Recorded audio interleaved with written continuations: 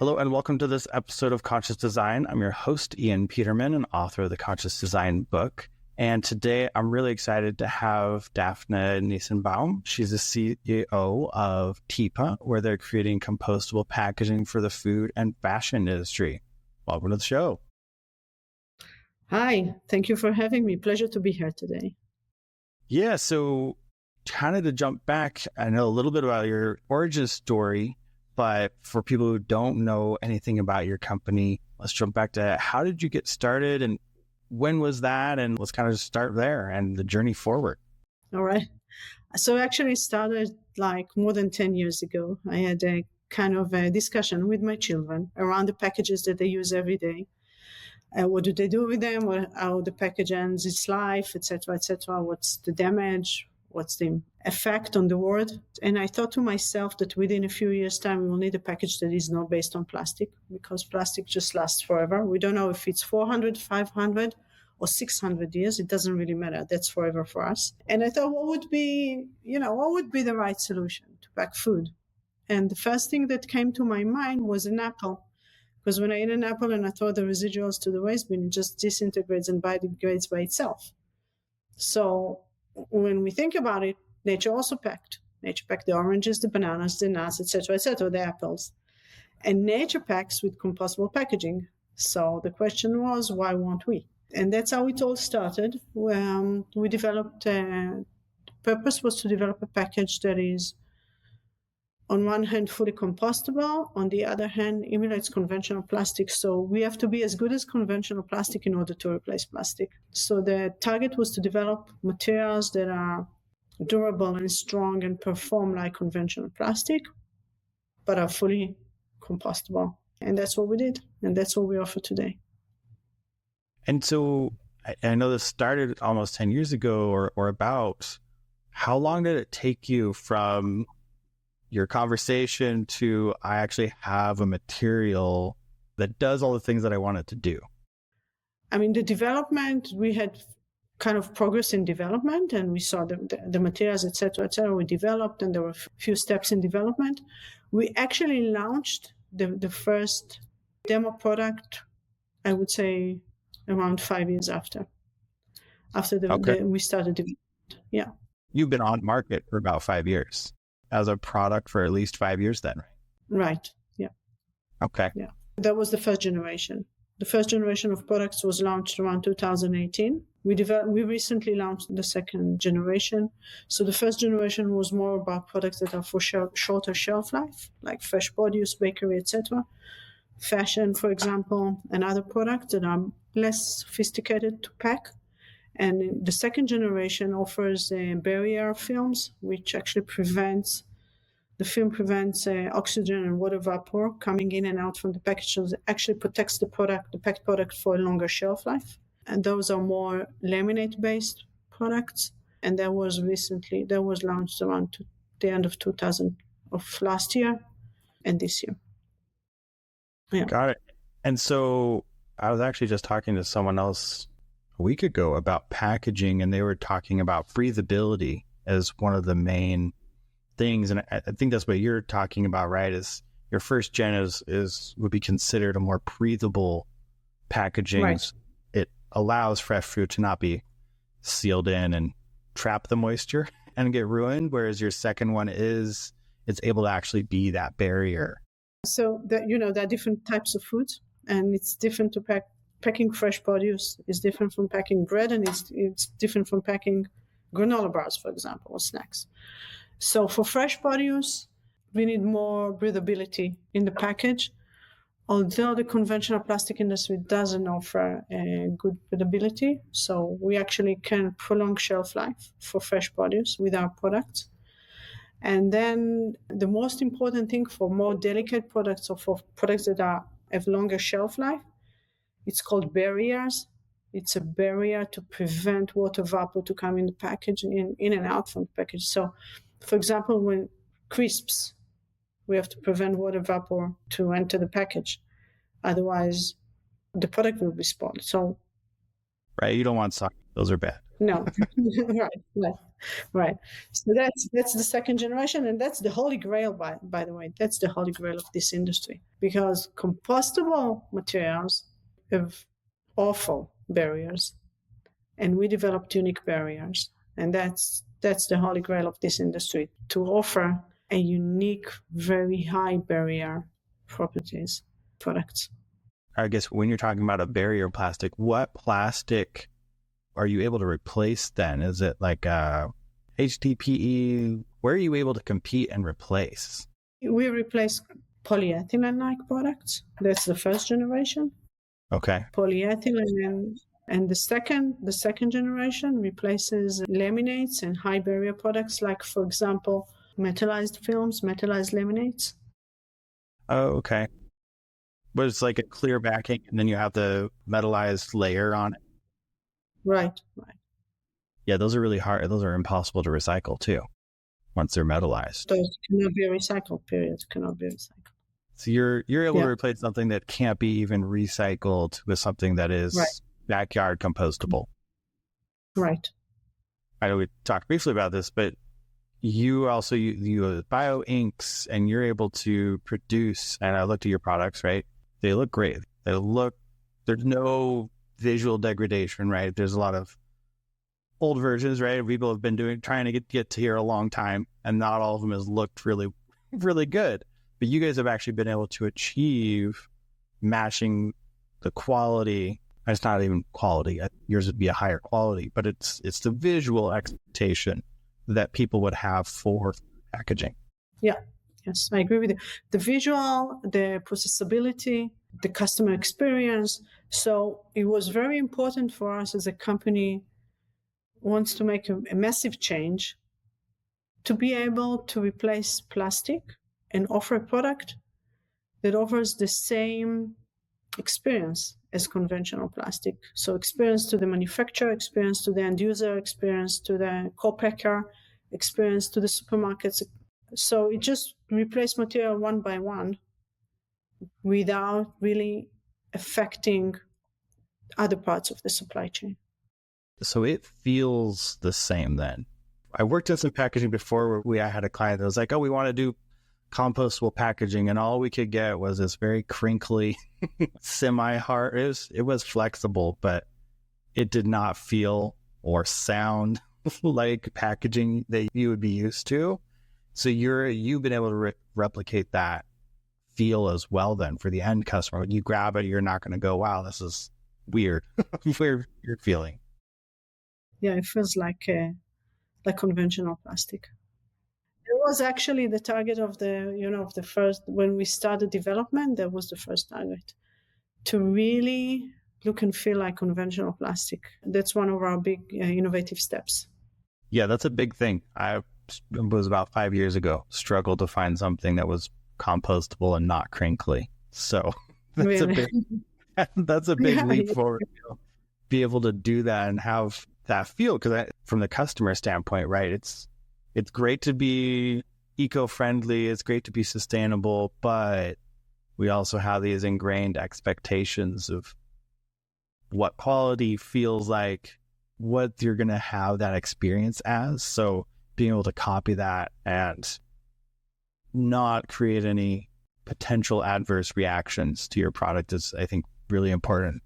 Especially the brands you work with, or that I've seen on your website, they seem to very much care about their customers and how that experience is. So, their brand, if we're running a brand, I'd want it to not lose any of that quality that I had. Right. Yeah, it's very important. It's the brand's face. It's the brand's reputation. It's the marketing position. Yeah. Hey, it's Ian here. So glad you're enjoying this episode of Conscious Design.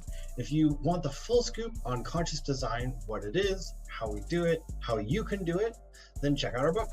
We wrote it so creative entrepreneurs like you can code social and environmental responsibility right into your brand's DNA.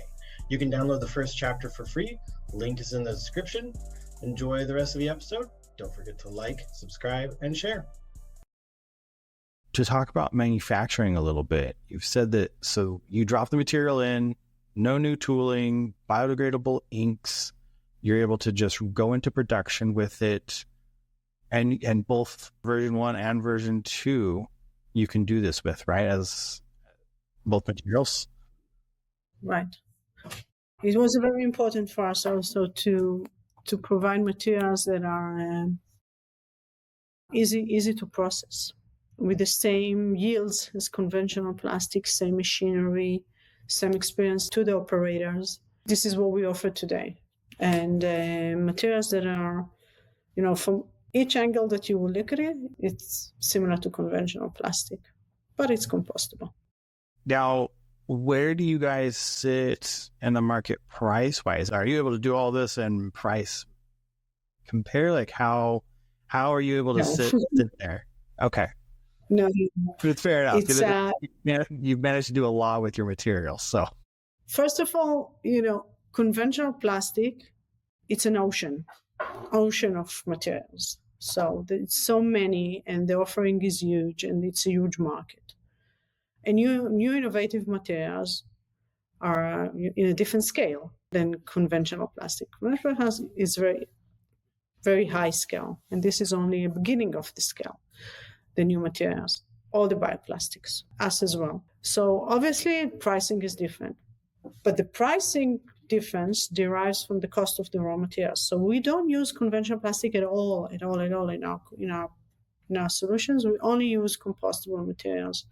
The price difference derives from the cost of the raw materials. The good news is that if compostable materials were very, very expensive, like 10 years ago, it's still expensive, but not very, very expensive, right? So it's still expensive. So the package can be, it varies from between 30 to 50% more to 2 times more or whatever. It depends on the package, but at the end of the day, the package is a minor part of the product, a very minor part. So, for example, if we talk about granola bar, so if a granola bar costs, I don't know, let's say $2 and the package costs 10 cents, so now it costs 15 cents, that's the difference, or 20 cents, that's the difference.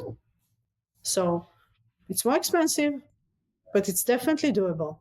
Right. Well, I guess, it's probably a huge benefit is your material is not the primary product, so it's not driving most of the cost. You're kind of this ancillary in a way, and packaging is always super important, but you're not the primary cost driver for something. Right. That makes sense. It's a good place to be in to start a material.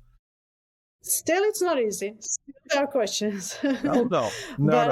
People pay more, but they want to be green.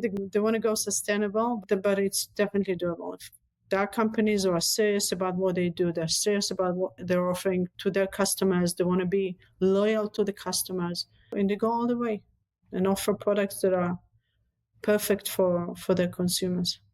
Now, talking about industries, I know that you're in fashion a little bit. You're mostly in food right now. That's where you started out focusing in. Has there been any other industries that are interested, or that this material could be that you're looking at? Or I know there's 2 big ones, so they probably keep you busy for a long time. But I'm just curious if, as you've been out for a few years, where else has some interest come from? So interest comes from all directions. We get approached by so many industries, so many needs, so many people who want to understand what we sell, what can we offer to them.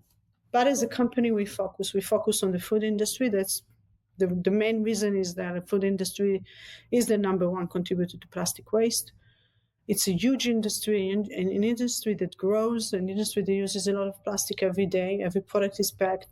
We consume so many packages a day. And plus, it's challenging to pack food. So we focus on the food industry. There are other industries that our products are suitable, for example, like the fashion industry or the apparel industry. So we work with the apparel industry as well, but we still focus on the food industry. As a company, we want to stay focused.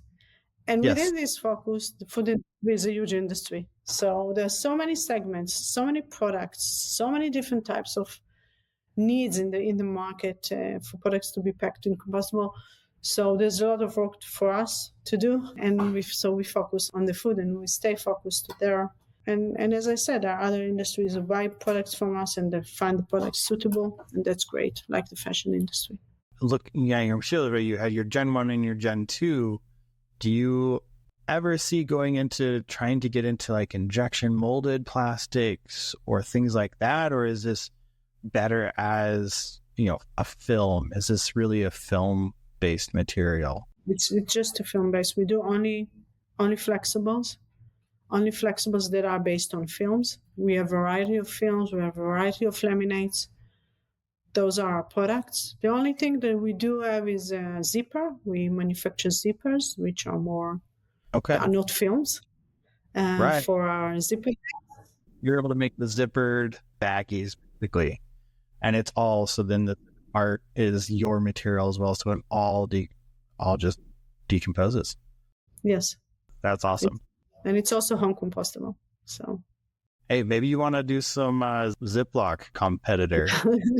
Those get used so much and are unfortunately not compostable. That's great. That's really good that you're able to do that. Now, looking forward, are you guys looking to expand at all new materials? Is there growth, or like you said, is it really just focus time for you guys for a while and really just grow this food segment? The food segment, it's a huge industry. We focus on the food industry.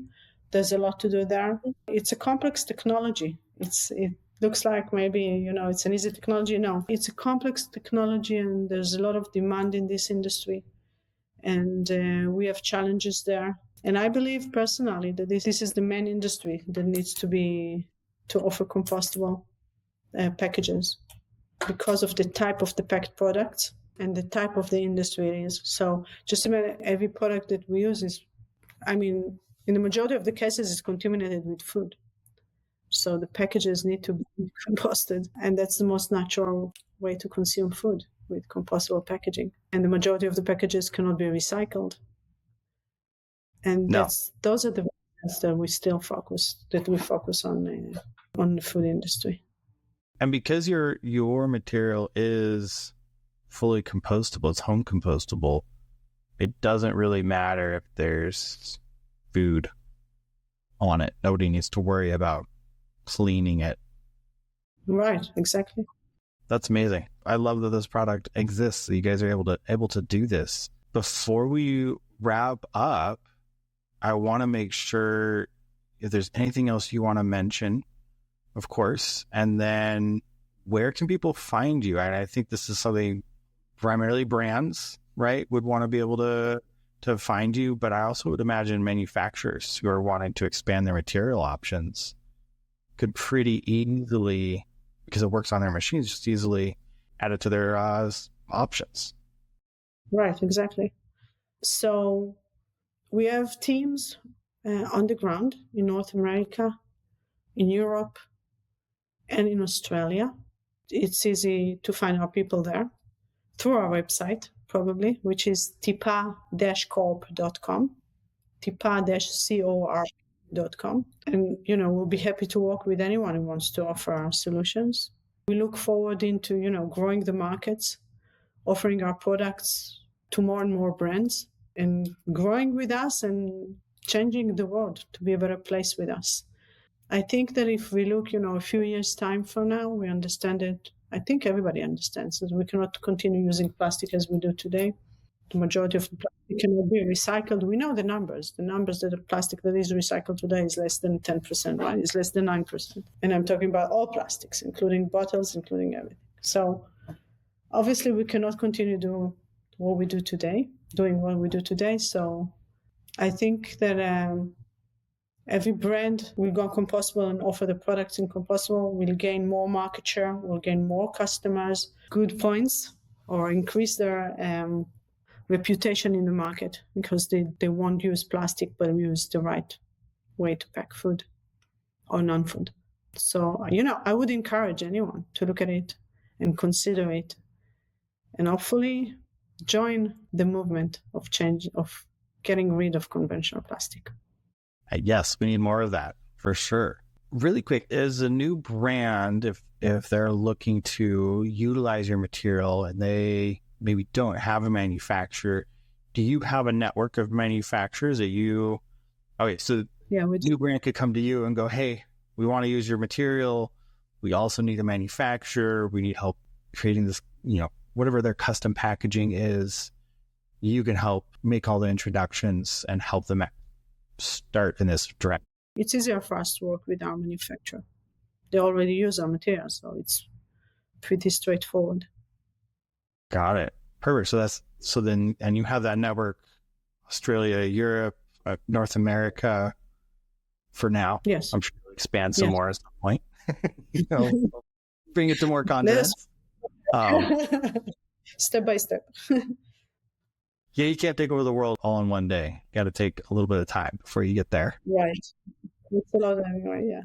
Perfect. Well, I really appreciate your time. This has been really great. Love your products. Love that you have the barrier part. And that's impressive. Something that I haven't seen yet. You guys are the only ones that I know of that are able to do barrier that's biodegradable. Actually, throw it in the dirt and decompose it. So I know there's a journey. Great on you guys and be able to achieve that. And yeah, for everyone listening, there will be in the notes, there'll be links to everything. Please check them out. If you are a brand and sustainability is important to you in fashion or food, especially, definitely reach out, connect with them, check out the links. And again, thank you so much for being on the show. I really appreciate it. So much. Yeah, thank you for it was a pleasure to be here. Pleasure talking to you. Thank you. Thank you for the opportunity. And that wraps up another episode of the Conscious Design Podcast. If today's episode inspired you to bring your product idea to life and turn it into a sustainable 7-figure business, visit petermanfirm.com or click the link below. Your ideas have the power to change the world, and we're here to help make that happen. Thank you for joining us, and I'll see you on the next episode.